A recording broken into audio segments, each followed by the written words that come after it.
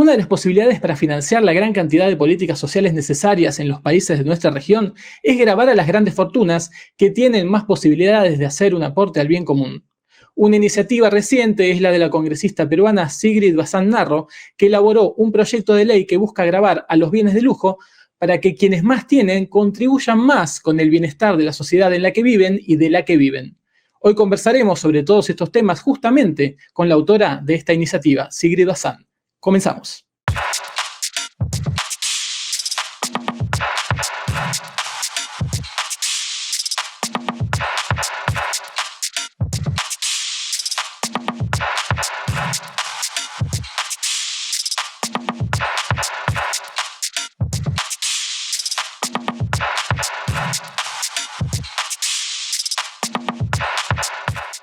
Y ya estamos aquí en NTV Info con Sigrid Bazán Narro. Bueno, ella es periodista, politóloga y desde 2021 es congresista en Perú hasta 2026, entiendo, ¿no, Sigrid? Hola, ¿cómo estás? ¿Qué tal? ¿Cómo estás? Sí, efectivamente hasta julio del 2026 y es nuestro último año de gestión en realidad. Muy bien. Bueno, comencemos a hablar. Quiero empezar a hablar sobre los impuestos en general, sobre los mitos en torno a los impuestos, ¿no? Se dice que en nuestros países pagamos muchos impuestos. Otra cosa es que si bajan los impuestos va a beneficiar al conjunto de la economía. También está la sensación de que mis impuestos no producen mejoras significativas. ¿Qué pasa con todo este tema? ¿Qué argumentos hay? ¿Cómo se puede hacer para explicar la importancia de los aportes para vivir en comunidad, ¿no? Finalmente. Claro, en realidad muy poco se ha discutido sobre el tema de los impuestos, pese a que ahora muchos diarios, muchos medios de comunicación están sacando noticias sobre la necesidad de una reforma tributaria en nuestro país. Y es un tema que se ha hablado sobre o que se ha considerado como una necesidad, la reforma tributaria en toda Latinoamérica. Y te lo comento porque muchas personas han sentido que el proyecto que hemos presentado, que he presentado ahora sobre el impuesto a los bienes de lujo aquí en Perú, tiene mucho que ver con el día a día de las personas o los emprendedores o es un nuevo impuesto para la gente formal que trabaja y en realidad no es tanto así. Lo que pasa es que en Perú, como en toda América Latina, el fisco, digamos, el Estado recauda del bolsillo de todos a través de impuestos indirectos. El IGB, por ejemplo, es un gran ejemplo de esto, en donde todos pagamos un impuesto, que es el IGB, que se aplica al consumidor.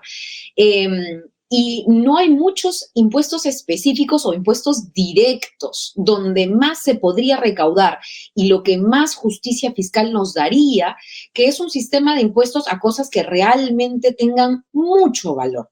Este impuesto a los bienes de lujo empieza definiendo qué es un bien de lujo. Entonces, también es muy importante que las personas entiendan qué es un bien de lujo y por qué esto podría ayudar finalmente a recaudar más, no para, y con esto cierro para, digamos, a modo de introducción, no para darle más plata a un Estado ineficiente, que es una crítica que es muy válida y que se comprende, pero sí porque hay un gasto mínimo que el Estado tiene que tener y que va directo a nuestros servicios como por ejemplo el de salud, para que nos atiendan en los hospitales, servicios como el de educación, para poder tener colegios funcionando y cerrar la brecha de infraestructura educativa, servicios de saneamiento, ¿no? Entonces, para esas cosas necesitamos recaudar. Y este Congreso ha aprobado muchas normas que perdonan muchos impuestos y queremos ver cómo solucionamos eso más allá de presentar derogatorias a dichas leyes, ¿no?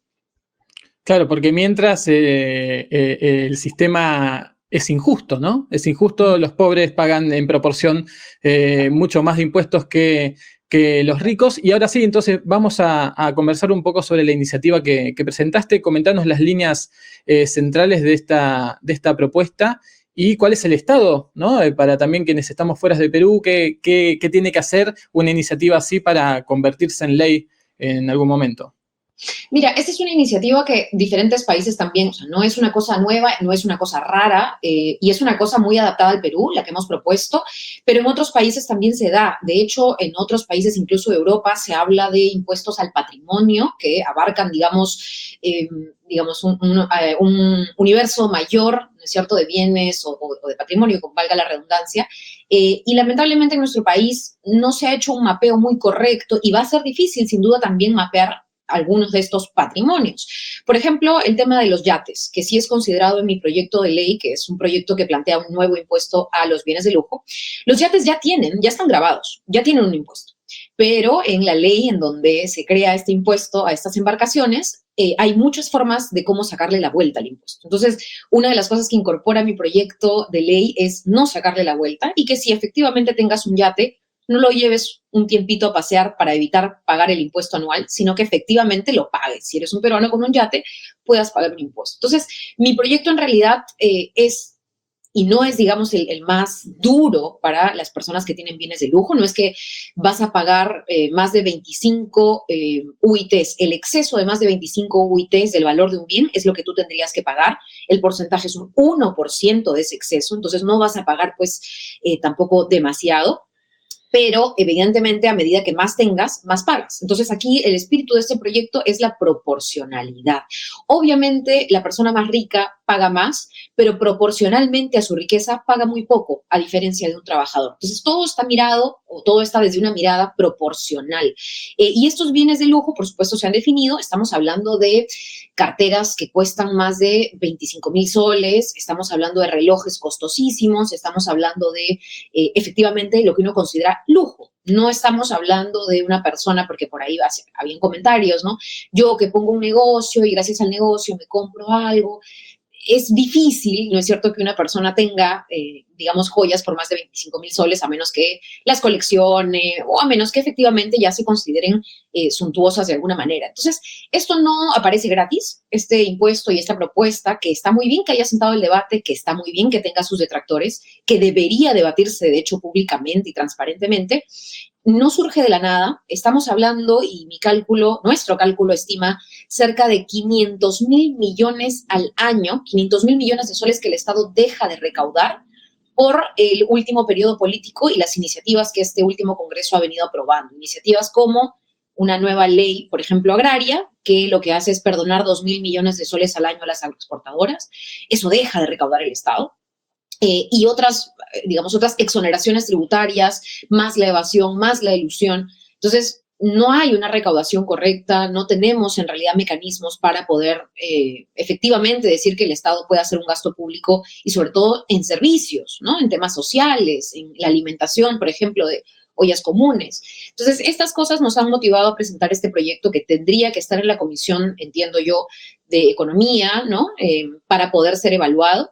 Y ojalá que se plantee. De repente no se aprueba el proyecto como tal, de repente se aprueban por partes. Ya hemos visto que hay textos sustitutorios a este tipo de proyectos, pero estamos esperando a que sea un debate alturado, no un debate de decir que esto va, o de mentir, ¿no? Que esto va a afectar a la clase media. No es, digamos, un proyecto que apunta a la clase media en absoluto, y que puede tener, por supuesto, sus matices. Hemos tenido una reunión, y con esto también cierro, con coleccionistas que nos comentaban, no solamente coleccionistas de cuadros, obras de arte, etcétera, sino también coleccionistas de objetos que han adquirido valor en el tiempo.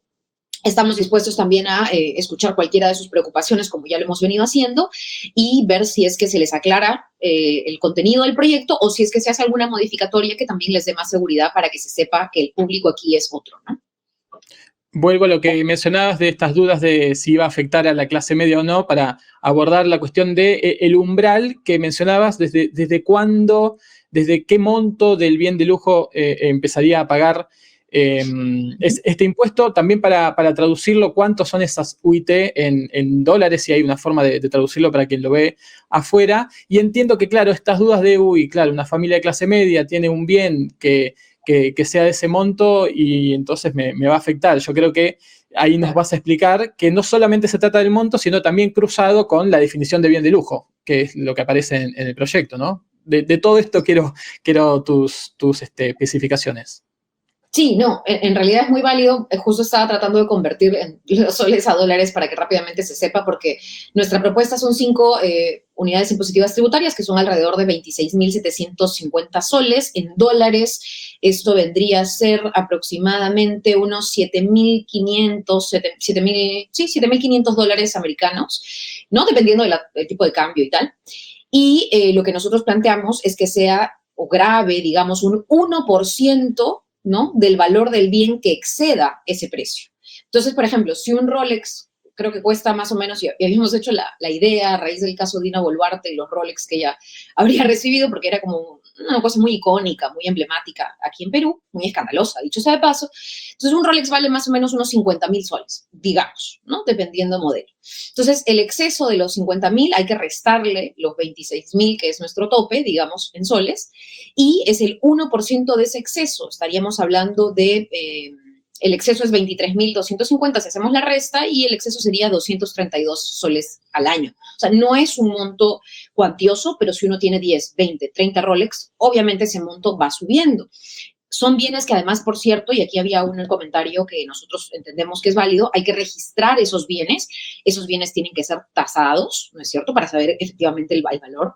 Y lo importante y lo bueno aquí es que cuando hablamos de casos de Rolex, cuando hablamos de diamantes, cuando hablamos de bienes de lujo, de este tipo, joyería de alta gama, digamos, de lugares muy conocidos, ya tienen una tasación, ya tienen un certificado, ya tienen un registro, entonces empezaríamos por ahí, ya nos sirve ese tipo de bienes que están efectivamente registrados. Hay bienes que no, que van sumando el valor porque son bienes, digamos, más pequeños, digamos, no tan de una tienda no reconocida, ¿no? Y eso sí sería una tarea que habría que evaluar con SUNAT para que vaya registrándose. El problema aquí en Perú es que tampoco tenemos registros y eso nos comentaron desde nuestras primeras mesas técnicas en el 2021 con el Ministerio de Economía, que uno de los grandes retos de implementar propuestas que en otros países, incluso Estados Unidos, ha planteado como el impuesto a los ricos o a la riqueza, es que no hay mucha información o mucha data de dónde tienen los ricos su dinero. Los ricos en Perú, como los ricos en América Latina, tienen su dinero fuera del país en el que residen o en el que incluso también hacen fortuna, etcétera. ¿Por qué? Por un tema de evasión de impuestos. O sea, todo se reduce al tema tributario. Entonces ha sido muy difícil también plantear un impuesto mucho más ambicioso o que abarque mucho más y por eso se ha acotado al tema de bienes de lujo. Entonces yo creo que es una iniciativa muy importante, es como decía, al exceso de el 1% al exceso de un bien de más de $7.500. Y eso, la idea es que se conversa, se debate, no es un tema cerrado, no es una propuesta cerrada como todas las que presentamos, pero sí debería abrir un debate importantísimo con miras a las próximas elecciones, porque también hablamos del presupuesto del próximo gobierno y de lo que vamos a dejar, o del Estado, ¿no es cierto?, del aparato que vamos a dejar para los próximos gobernantes, sean de la tienda política que sean, ¿no? Entonces, clarificando el punto anterior, claro, una familia de clase media de Perú que dice, hey, yo me compro, tengo un autito o una camioneta para trabajar de más de ese monto, claro, pero no es un bien de lujo que están nomenclados en el proyecto, claro. Eso es súper importante. Ese tipo de impuestos, por ejemplo, específicos ya existen. Ya existe el impuesto vehicular, ya existe el impuesto a la vivienda a través, ¿no es cierto?, de diferentes herramientas. Entonces, ya hay impuestos a determinados bienes que obviamente van directamente a las municipalidades por un tema de la infraestructura, ¿no?, en la que se erigen o en la que utilizan, etcétera. Entonces, nuestra lógica es hacer una balanza entre los impuestos indirectos y los impuestos directos para poder aumentar la recaudación ahí donde hay personas que, no digo tienen más, porque tienen más suena pues a alguien que tiene un poquito más, no, a la gente que es rica y que puede efectivamente coleccionar Rolex. Y eso no es la clase media, ese no es el promedio de peruano de a pie que vive del día a día o que hace sus compras semanales y hace cuentas a fin de mes. O sea, nuestro público más bien a proteger, no a gravar, no a ponerle más impuestos, es el de la clase media, el de la clase baja, el de la clase que en realidad es mayoritaria en nuestro país. No es un país de ricos, pero lamentablemente ese pequeño porcentaje, no solo en Perú, sino a nivel mundial, controla todo, maneja todo y tiene todas las facilidades tributarias. Y esa no es la idea. Te pregunto por las repercusiones que venga teniendo este proyecto, sobre todo por cómo se está debatiendo en la opinión pública, si es que está apareciendo y si empiezan a aparecer estos conceptos erróneos de no, esto ataca a la clase media y cómo así se defienden, ¿no?, digo, los ricos para obtener la legitimidad para no brindar ni un centavo de sus riquezas. ¿Cómo viene siendo tomado esto? Mira, en realidad, dos cosas, un comentario muy de hechos o de lo que sucede en la realidad y un comentario muy político quisiera hacer en este punto, porque hay críticas que son válidas, hay preocupaciones, hay desconocimiento, porque no todo el mundo lee, digamos, la norma y es bueno tener estos espacios para explicarla. Y en ese sentido se ha dicho, pues, que este tipo de impuestos, además de no ser muy popular en el mundo, ¿no?, van a afectar a una clase media en Perú que además se sostiene mucho en la deuda, en el crédito, y que no es una clase media que, como tú decías, digamos, da para este tipo de bienes, que ya paga sus impuestos y que no vamos a modificar. Y además es una propuesta que calza en una realidad en la cual a grandes agroexportadoras se le perdonan impuestos, a grandes mineras se le perdonan impuestos. Y creo que en hechos, esta es una iniciativa que va muy específico a tratar de, efectivamente, mejorar la recaudación y tener más información para que el Ministerio de Economía pueda mapear un poco dónde está qué y quién tiene qué, que es algo que los ministerios de todos los países en realidad de economía están para, ¿no? Esa es su función. Y en el caso del comentario político, hay mucha hipocresía detrás de la crítica, porque en realidad no es la primera vez que en Perú se plantea una norma parecida. Te lo comento porque desde la época del año 72 ya habían propuestas, como en el caso, por ejemplo, de la época de Velasco, de un impuesto al patrimonio empresarial. Lo digo como ejemplo, no es la misma propuesta, ni mucho menos, pero ya existía. Luego vino Alan García y también se planteó un impuesto que grava el patrimonio neto de las personas y de las herencias. Luego, para que no digan que solamente es una época de la historia, en Perú se planteó con Fujimori en el año 90 un decreto legislativo que aplicaba un impuesto anual a personas que tuvieran predios, vehículos, aeronaves, embarcaciones de recreo, deportivas, entre otras, que excediesen las 10 UITs. Entonces, lo comento porque el tema tributario no es un tema exclusivo, ¿no? de un político o de otro.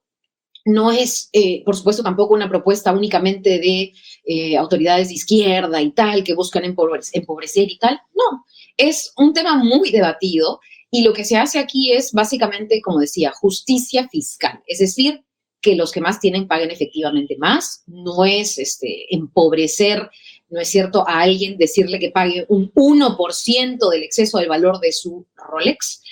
Es una propuesta que no va a afectar a autos ni a viviendas porque ya se pagan impuestos por autos y a viviendas y en principio el auto que vale más paga más porque son proporcionales estos impuestos y la vivienda que está, ¿no es cierto?, que vale más y que está en un distrito más pudiente también paga más. Entonces, estas cosas creo que son importantes desmitificarlas. Es un tema que no debiera, incluso, pese a que yo soy una congresista de las más políticas en esto y en mis propuestas, debería evaluarse sí de manera técnica, sobre todo si es un tema tributario.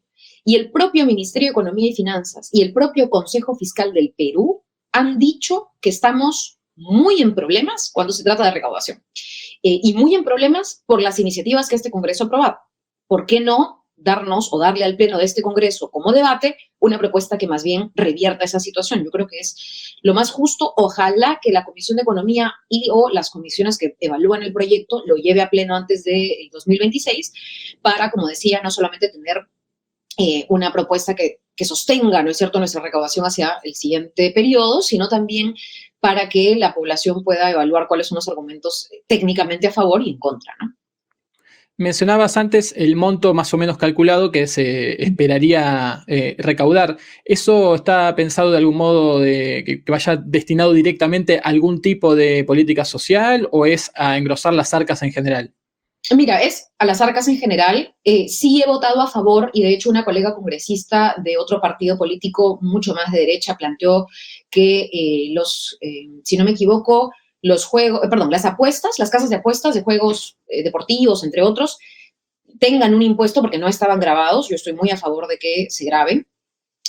Sobre todo las casas deportivas o de apuestas deportivas online, ¿no es cierto? Que además ni siquiera están registradas, ¿no? De nuevo, eso es otro problema muy grande, y que ese impuesto que se les cobre vaya directamente a deporte, ¿no? O vaya directamente a educación, si no me equivoco. Entonces, eso me parece muy bueno. Este impuesto o esta propuesta de impuesto a bienes de lujo no está pensada de esa manera, está pensada en que vaya a las arcas del Estado, pero claro, uno pensaría que debiera estar priorizándose temas como la alimentación. Todos los años, te lo digo como una legisladora que ve temas de hambre, alimentación y demás aquí, agricultura familiar y otros temas, no hay, entre comillas, no hay dinero del Estado para poder, ¿no es cierto?, asegurar la alimentación como un derecho aquí. Entonces yo no veo cómo eso puede ser de excusa si empezamos a aprobar leyes que planteen impuestos más justos, ¿no es cierto?, o una distribución de impuestos más justos.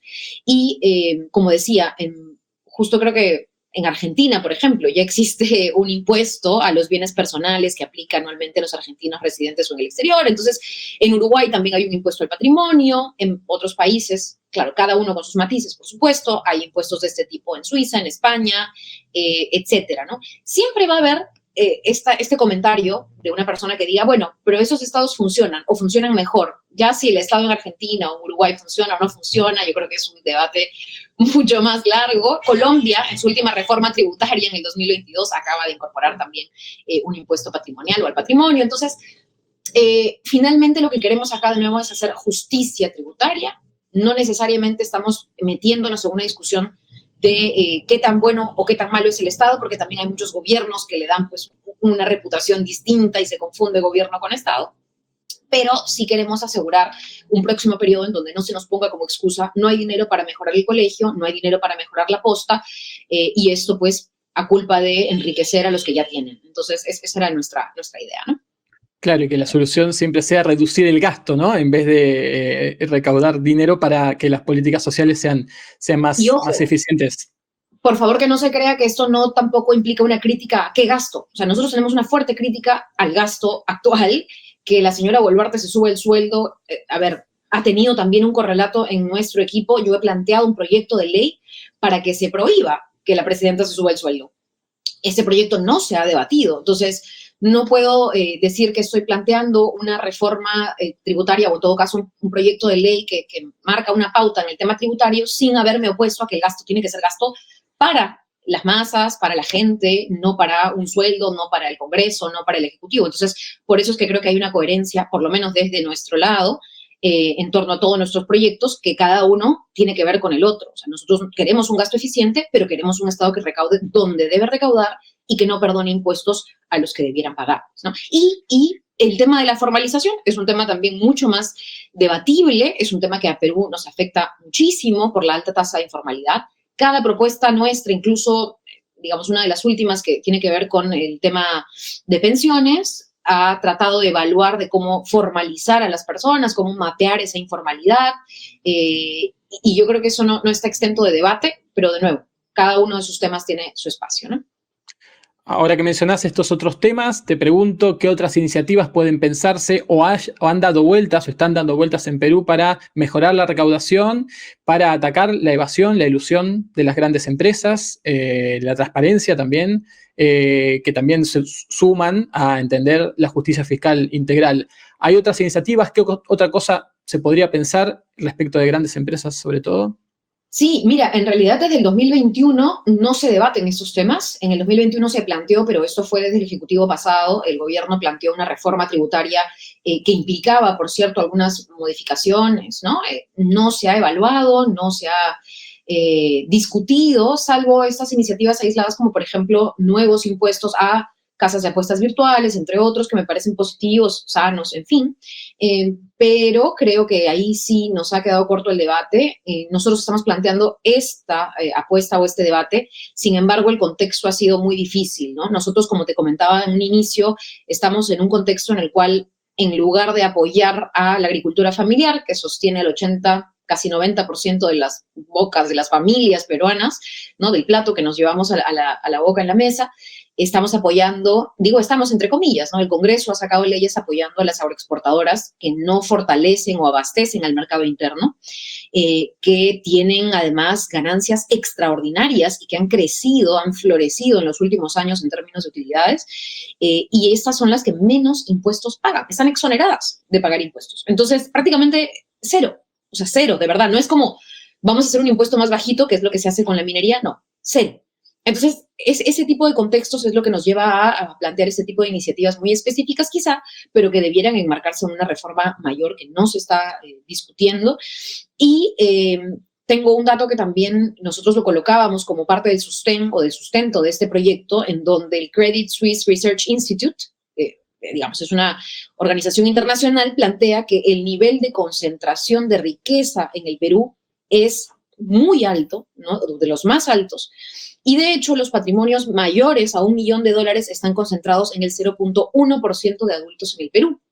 Entonces, claro, no es, digamos, una iniciativa como repetía que aborde o que afecte a masas, sino es una iniciativa mucho más específica y proporcionalmente los ricos no pagan lo que deberían. Eso es un hecho también, y lo dicen las organizaciones afuera, las organizaciones aquí, lo dice la data de nuestro Ministerio de Economía, y finalmente los trabajadores en realidad pagan, ¿no es cierto?, impuesto a la renta, que tienen tasas tremendas y que no hacen justicia a lo que ganan en realidad mes a mes. Entonces, sí, es un tema que debiera discutirse más. No es un tema que está en el mapa de Perú, pero sí se ha discutido en gobiernos de Latinoamérica, en México, en Colombia. Acá vamos, hace 2 años nada más, tienen impuestos muy nuevos y además tienen reformas laborales que los acompañan. Entonces, ojalá y pudiera verse el panorama más macro. Estamos apostando a eso, ojalá en el siguiente gobierno, quizá.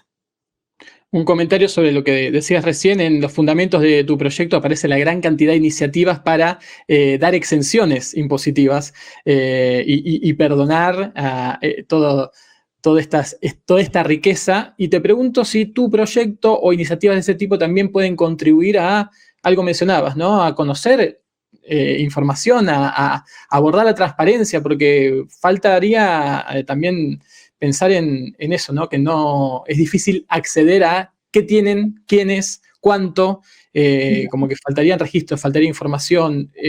Iniciativas de este tipo contemplan esa cuestión de la transparencia para saber qué se tiene, para saber cómo obrar. Sí, yo creo que eso es importante trabajarlo con el Ministerio de Economía y con las entidades autónomas digamos, las instituciones que además, dicho sea de paso, son de las mejor reputadas aquí. No estamos hablando de instituciones que son, digamos, o que están dentro de la más baja aprobación, que eso a veces mide también mucho la opinión pública. En el caso de SUNAT, por ejemplo, sería bueno también pensar fortalecer SUNAT, pero también sería bueno evaluar un trabajo en equipo con el propio Consejo Fiscal. Nosotros hemos sentido que hay un divorcio entre el manejo político del MEF, que ha tenido, digamos, en este gobierno, el Ministerio de Economía ha tenido la mayor cantidad de cambios. Normalmente aquí el Ministerio de Economía es el ministerio más técnico, el menos, digamos, cambiante, volátil, ¿no? En términos incluso de ministro, para decir la cabeza, ¿no?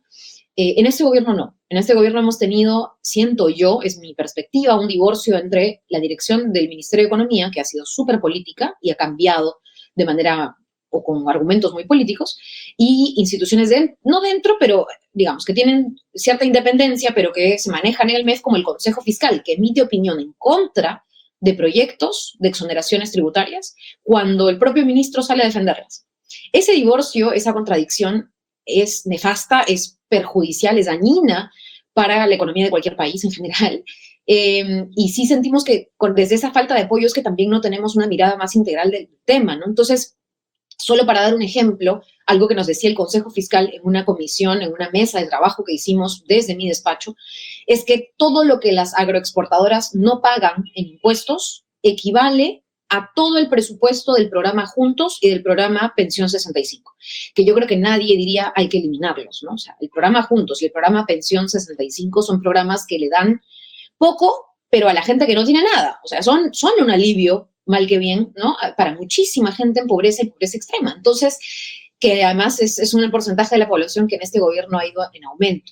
Yo creo que es importante que pensemos cómo podemos dejar de recaudar el presupuesto total de 2 programas sociales tan importantes y no hablar de justicia tributaria en este contexto. O sea, hay que, ¿no? Pero la información, la opinión política, más bien técnica, tendría que venir desde arriba y eso es lo que nos está faltando. Esa es la pata, digamos, de la cual cojeamos, ¿no? Entonces, yo creo que eso es algo que hay que repensar en el futuro y ahora que entramos a un escenario electoral, la gente también tiene que pensar en cuáles son las propuestas que viabilizan mejor gasto público para la gente que se atiende en hospitales del Estado, que tiene que mandar a su hijo a un colegio público, y cuáles son, digamos, las propuestas que abordan esta desigualdad de la mejor manera en temas económicos y tributarios. No hace falta tampoco entrar en tanto tecnicismo, sino también saber que hay una viabilidad, ¿no? en cada una de las propuestas y a dónde va a ir o a quién va a afectar, ¿no? Sigrid, agradeciendo tu tiempo, te dejo un minuto más para alguna conclusión, algo que quieras destacar o algo que tengamos que atender de ahora en más respecto de tu proyecto o de estos temas en general. Sí, bueno, en realidad agradecer por el espacio porque estas son propuestas, como decía, a veces muy complejas, a veces la opinión pública y sobre todo, ¿no? Yo leía, por ejemplo, ahora columnistas como Mirko Lauer o leía editoriales como la del Diario El Comercio, que son medios o personajes de opinión pública importantes aquí y vienen muy desde el contexto del que vienen, ¿no? Muy desde, bueno, soy un coleccionista de arte o potencialmente me gusta el arte y por ende no quiero que se hagan impuestos porque eso va a desincentivar al arte. En absoluto, ¿no?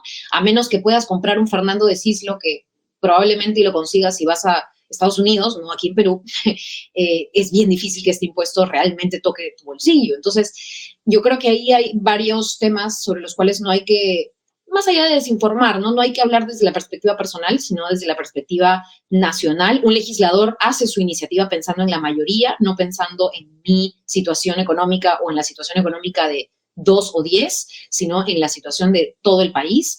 Y creo que nuestra apuesta es porque temas más estructurales y de reformas que se necesitan estén en debate, estén en la opinión pública. Si eso nos ayuda a que los medios de comunicación también lo discutan, ya sea para bien o para mal de nuestra propuesta, en buena hora. Estamos aquí con pendientes como la reforma del sistema de pensiones. Hablamos incluso de una reforma laboral que nunca, digamos, llegó a plantearse como debatible, y queremos, así como se habla mucho de nuestras relaciones desde el Perú hacia el exterior, queremos también ser uno de los países que integre la OCDE. La OCDE recomienda este tipo de justicia fiscal y propuestas, ¿no es cierto?, impositivas que puedan estar específicamente direccionadas a recaudar para el gasto que se necesita, gasto social, gasto público. Y finalmente cerrar con que estos espacios se reproduzcan, que tengamos más oportunidad de explicarlo y que la gente también pueda escucharnos, ¿no?, de esa manera. Yo creo que los medios de comunicación aquí debieran un poco dar esa cara y ojalá lo estén empezando a hacer. Así que muchísimas gracias.